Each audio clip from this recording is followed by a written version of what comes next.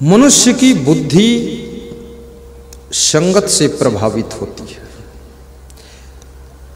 आपके स्वभाव का निर्माण भी संगत के प्रभाव से होता है। चिड़चिड़े लोगों की संगत में रहोगे तो तुम्हारा स्वभाव भी धीरे धीरे चिड़चिड़ा हो जाएगा। सुंदर स्वभाव के लोगों में रहने का मौका मिलेगा तो आपका स्वभाव भी सुंदर बनेगा। चोर महात्मा की कुटिया की बाउंड्री की दीवार के पास में लेटा हुआ है। ये कहानी थी ना, वो कब तक लेटा रहेगा, उसको उठा लेता हूं। तो महात्मा को कुछ आहट मिली कि मेरे आश्रम में कोई आया है, तो महात्मा टार्च लेकर गया। महात्मा टार्च लेकर गया और टार्च जब जलाया तो चोर ने कहा कि कृपया लाइट मत कीजिए। तो महात्मा ने कहा तुम कौन हो? तो चोर ने कहा तुम कौन हो? तुम मौन हो, बोलो मत। तो महात्मा बोला कि मेरे आश्रम में क्यों घुसे?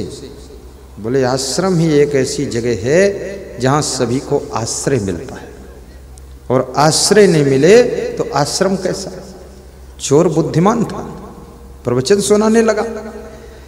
तो महात्मा ने कहा कि तुम हो कौन? उसने कहा मैं चोर हूं, नगर का प्रसिद्ध चोर हूं। तो महात्मा ने कहा मेरी कुटिया से बाहर निकलो। चोर ने कहा रात में जो बाहर निकाल दे वो महात्मा नहीं हो सकता है, और जो चोर को भी शरण दे वो परमात्मा होता है। तो महात्मा ने कहा कि तो सो जाओ फिर। तो चोर ने कहा रात में सोने की आदत नहीं है, आप सोइए, मैं जागूंगा, क्योंकि मेरा रात का ही धंधा है और 40 साल पुराना चोर हूं, और मेरा बाप भी चोर था, बाप के बाप भी चोर थे, पूरा चोट्टा परिवार है मेरा। तो महात्मा ने कहा कि मेरे आश्रम की बदनामी होगी, इसलिए तुम चले जाओ। तो चोर ने बड़ा अच्छा उत्तर दिया कि मैं तो चला जाऊंगा, लेकिन मेरी रक्षा कौन करेगा? पीछे पुलिस लगी हुई है, और आश्रम में मैं रक्षित रह सकता हूं। रात ठहरने दो, सुबह चला जाऊंगा। तो महात्मा ने कहा कि रात में अपने आश्रम में रुकने नहीं दूंगा, क्योंकि किसी को खबर मिलेगी कि महात्मा के आश्रम में चोर भी छिपाए जाते हैं, तो मेरे आश्रम की इज्जत का क्या होगा? याद रखना, कुछ लोग ऐसे होते हैं जो तुम्हारे घर में ठहर जाए तो घर बदनाम हो सकता है। कुछ लोग ऐसे होते हैं जिनके साथ साथ तुम सड़क पर बराबर में चल दो तो तुम बदनाम हो सकते हो, और कुछ सामान ऐसे हैं जिनको हाथ में पकड़ लो तो तुम बदनाम हो सकते हो, और कुछ स्थान ऐसे जहां तुम बैठ जाओ तो बदनाम हो सकते हो, और कुछ जगहें ऐसी हैं जहां पर तुम बैठ जाओ तो तुम्हें फ्री में सम्मान भी मिल सकता है।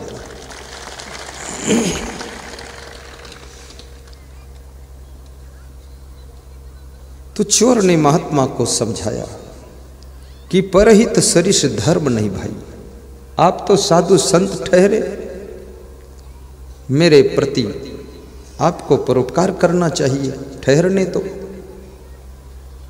तो महात्मा ने कहा कि तुम रात में सोओगे नहीं और मेरा सामान लेकर भी चले गए तो चोर ने कहा चोर तो हूं, लेकिन वफादार चोर हूं, आपके यहां चोरी नहीं करूंगा महाराज।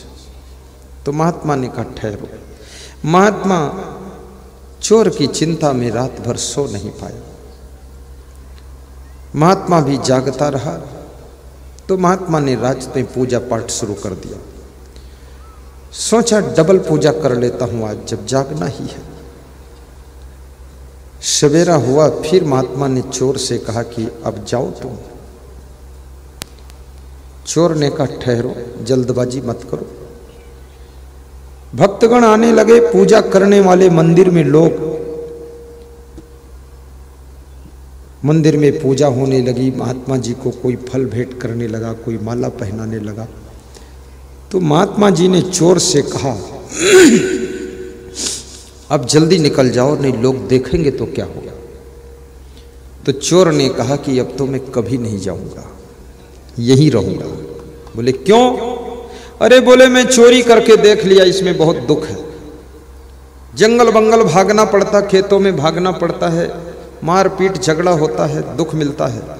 और साधु बनने में बड़ा सुख है। रात भर से मैं तुमको देख रहा हूँ, आराम से बैठे हो, ध्यान पूजा करते हो, और सवेरे भक्त लोग आकर तुम्हें माला पहनाते हो, फल फूल लाते हैं। मैं भी साधु बनूंगा, मैं भी ऐसा फल खाता रहूंगा। बात खत्म। और फिर वो चोर साधु बन गया। रात भर महात्मा की संगत के प्रभाव से साधु बना, और उस साधु का परम शिष्य बना, और उस गद्दी का अधिकारी बना, और उस गद्दी से उसने बहुत बड़ा प्रचार प्रसार किया। आदमी संगत से चोर भी महान बन जाता है, और कुसंगत में पड़ करके महान भी व्यक्ति चोर बन जाता है।